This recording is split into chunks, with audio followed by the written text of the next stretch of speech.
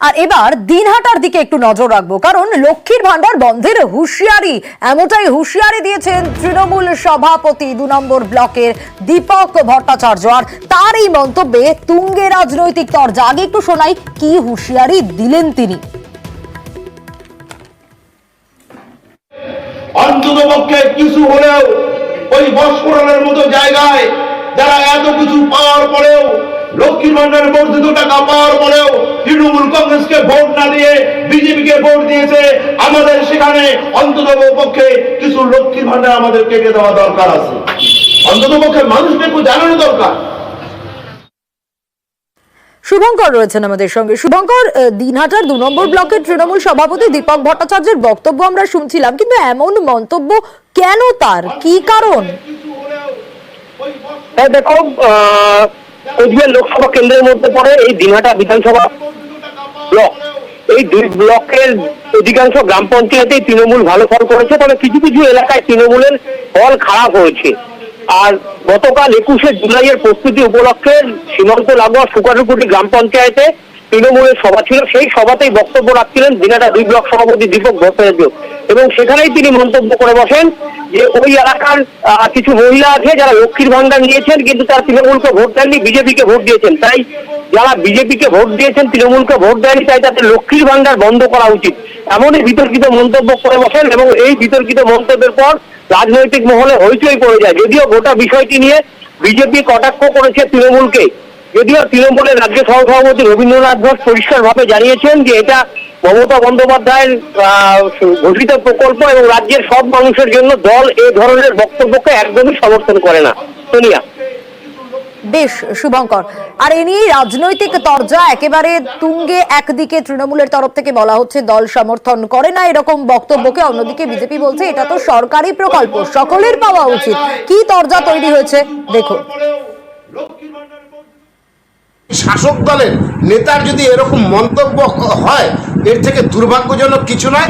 আমরা মনে করি সকলের প্রকল্পের সুবিধা পাওয়ার অধিকার আছে। আমরা চাই দ্রুত ব্যবস্থা গ্রহণ করা উচিত, এবং যারা গরিব প্রান্তিক মানুষ তারা যেন লক্ষ্মীর ভান্ডার থেকে বাদ না পড়ে। এই বক্তব্য, দীপক ভট্টাচার্যের বক্তব্য দল সমর্থন করে না। সুতরাং কে কোথায় ভোট দিল না দিল তার সাথে এটা সম্পর্ক নাই। রাজনীতির সাথেও এই প্রকল্পগুলোর কোনো সম্পর্ক নেই। তিনি যা বলেছেন তিনি ভুল বলেছেন, তিনি ঠিক কথা বলেননি। আমি বলবো তিনি তার বক্তব্যকে শুধরে নিন। যারা এই ধরনের বক্তব্য রেখেছেন তাদের উচিত হাত জোড় করে মানুষের সামনে ক্ষমা চাই নেওয়া। আর এবার দেখাবো দিনহাটার আইসিডিএস কেন্দ্রের ছবিটা। দেখুন কি বেহাল অবস্থা। আইসিডিএস কেন্দ্র মানেই আমরা জানি যে সেখানে মিড ডে মিলের রান্নাও হয়। পড়ুয়ারা পড়াশোনাই বা কিভাবে করবে? দেখুন একেবারে টিনের চালের একাংশ ভেঙে গিয়েছে, ছাদ চুইয়ে জল পড়ার মতো অবস্থা, একেবারে ভয়ানক পরিস্থিতি। দিনহাটার ছবিটা আপনাদের দেখাচ্ছি এই আইসিডিএস কেন্দ্রের। আর তার মধ্যেই দেখুন রান্না বান্না চলছে, অস্বাস্থ্যকর পরিবেশ, যে কোনো সময় যে কোনো বিপদ ঘটতে পারে, এবং এই পরিবেশে রান্না করাটাও সত্যি অস্বাস্থ্যকর।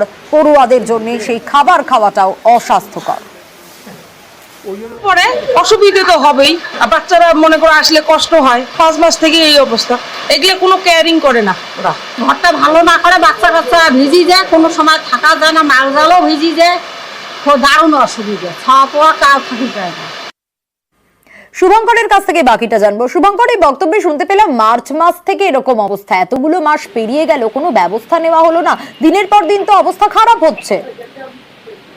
সোনিয়া, দেখো বলছে মার্চ মাস, কিন্তু স্থানীয় বাসিন্দারা যেটা জানিয়েছেন বছর 2 আগে ধরে ওই আইসিডিএস সেন্টারের টিনের চালের একাংশ উপড়ে যায়। তারপর থেকে অন্তত পক্ষে 2টো বর্ষা চলে গিয়েছে। বাসিন্দারা যেটা জানিয়েছেন এটা নিয়ে 3য় বর্ষা চলছে, এবং বৃষ্টি নামলেই সেই টিনের যে অংশ নেই সেখান দিয়ে জল পড়ে গোটা এলাকা ঘর ভেসে যায়, এবং সেখানে মায়েদের পুষ্টিকর খাবার যে তৈরি হয় সেটাও অস্বাস্থ্যকর পরিবেশ। এবং মা এবং শিশুরা যে খাবার নিতে আসে তারাও ছাতা নিয়ে এসে ওই ঘরে দাঁড়াতে হয়, কারণ নাহলে জল পড়ে তাদের ভিজতে হয়। এবং বছর 3 হলো এই পরিস্থিতি চলছে।